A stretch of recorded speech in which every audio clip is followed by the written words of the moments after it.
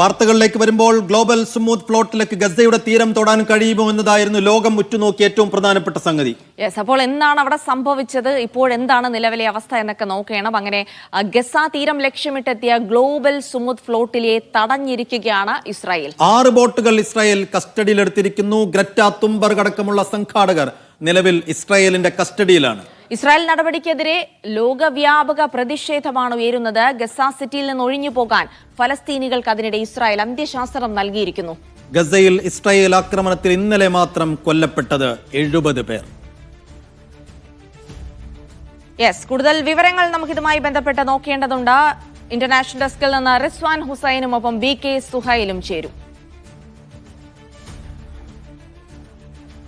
ആദ്യം റിസ്വാനിലേക്ക് പോകാം. റിസ്വാൻ, ഗസയിൽ ഇപ്പോഴും കൂട്ടക്കുരുതി നടന്നുകൊണ്ടിരിക്കുന്നുണ്ട്.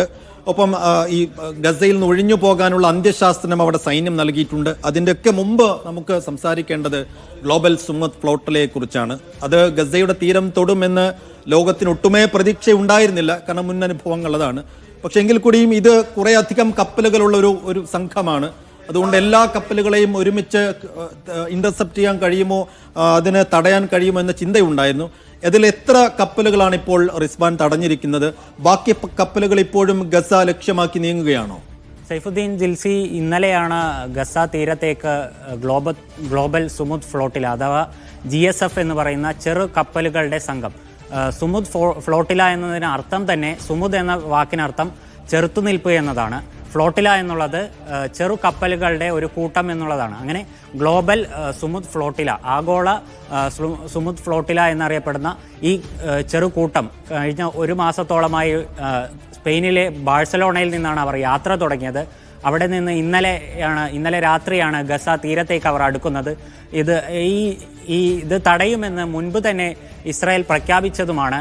അത് തടയുമെന്ന് തന്നെയാണ്. അതിനെതിരെ വ്യാപക പ്രതിഷേധവും ലോകത്താകമാനം നടന്നുകൊണ്ടിരിക്കുന്നുണ്ട്.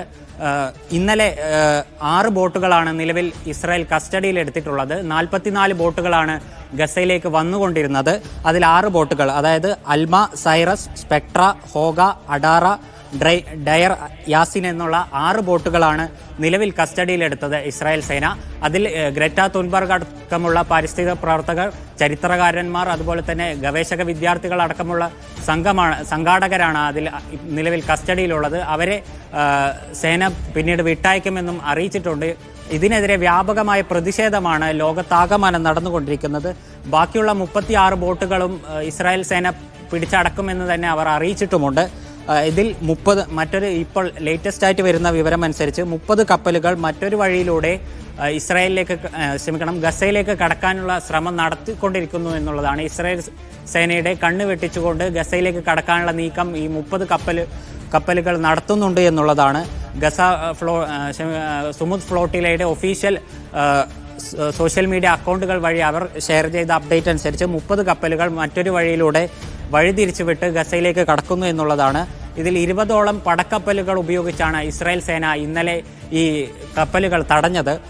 ബോട്ടുകൾക്ക് നേരെ നാവികസേനയുടെ ഫ്ലോട്ടിലയിലെ കപ്പലുകൾക്ക് നേരെ അവർ ബോട്ടുകൾ കൊണ്ട് ഇടിച്ചു എന്നും ഫ്ലോട്ടിലയിലുള്ളവർ പറയുന്നുണ്ട്. മറ്റൊന്ന്, ജലപീരങ്കി അടക്കമുള്ള ആയുധങ്ങൾ ഉപയോഗിക്കുന്നു എന്നുള്ള ആരോപണവും അവർ ഉന്നയിക്കുന്നുണ്ട്. ഇന്നത്തോടെ മുഴുവൻ ബോട്ടുകളും പിടിച്ചടക്കുമെന്ന് തന്നെയാണ് ഇസ്രായേൽ മുന്നോട്ട് വെക്കുന്നത്. ലോകത്താകമാനം വ്യാപക പ്രതിഷേധങ്ങളാണ് ഇസ്രായേലിനെതിരെ ഉയരുന്നത്. പ്രത്യേകിച്ച് യൂറോപ്യൻ രാജ്യങ്ങൾ വലിയ രീതിയിൽ പ്രതിഷേധം, ഇന്നലെ രാത്രി വൈകിയും വലിയ രീതിയിലുള്ള പ്രതിഷേധങ്ങൾ അവിടെ ഉണ്ടായിട്ടുണ്ട്. ഇറ്റലിയിലാണ് ഏറ്റവും വലിയ പ്രതിഷേധമുണ്ടായത്.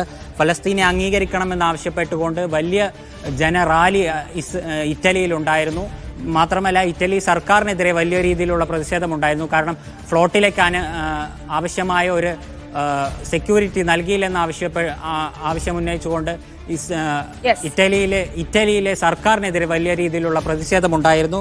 മറ്റൊന്ന്, അയർലൻഡിലെ സെനറ്റ് അംഗം ഈ സംഘത്തിലുണ്ട്, അവരെ കസ്റ്റഡിയിൽ എടുത്തിട്ടുണ്ട് എന്ന് ആരോപിച്ച് അയർലൻഡിലും വലിയ രീതിയിലുള്ള പ്രതിഷേധം നടക്കുന്നുണ്ട്. അയർലൻഡ് വിദേശകാര്യമന്ത്രിയുടെ പ്രസ്താവന വന്നിട്ടുണ്ട്. ഫ്ലോട്ടിലെതിരായ നടപടി ആശങ്കാജനകമെന്ന് അയർലൻഡ് വിദേശകാര്യമന്ത്രി പറഞ്ഞിട്ടുണ്ട്. ജർമ്മനിയിൽ ഇസ്രായേലിനെതിരായ പ്രതിഷേധത്തിൽ സെൻട്രൽ റെയിൽ പാത അവിടെ അടച്ചിട്ടുണ്ട്. അതുപോലെ തന്നെ ടുണീഷ്യയിൽ പ്രതിഷേധക്കാരും പോലീസുകാരും തമ്മിൽ ഏറ്റുമുട്ടിയിട്ടുണ്ട്.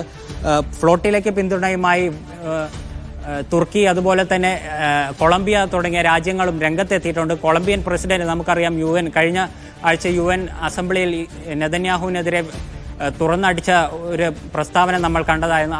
ഈ ഒരു സംഭവത്തിന് ശേഷം അദ്ദേഹം രാജ്യത്തെ നയതന്ത്രജ്ഞരെ ഇസ്രായേൽ നയതന്ത്രജ്ഞരെ പുറത്താക്കിയ ഒരു നടപടിയും നമുക്ക് കാണാൻ സാധിക്കും. പിന്നെ മറ്റത് ഇന്നലെ അടക്കം വ്യാപകമായ ആക്രമണം ഇസ്രായേൽ തുടർന്നുകൊണ്ടിരിക്കുന്നുണ്ട്. ഇന്നലെ മാത്രം ഗസയിൽ ഇസ്രായേൽ ആക്രമണത്തിൽ 70 പേരാണ് കൊല്ലപ്പെട്ടത്.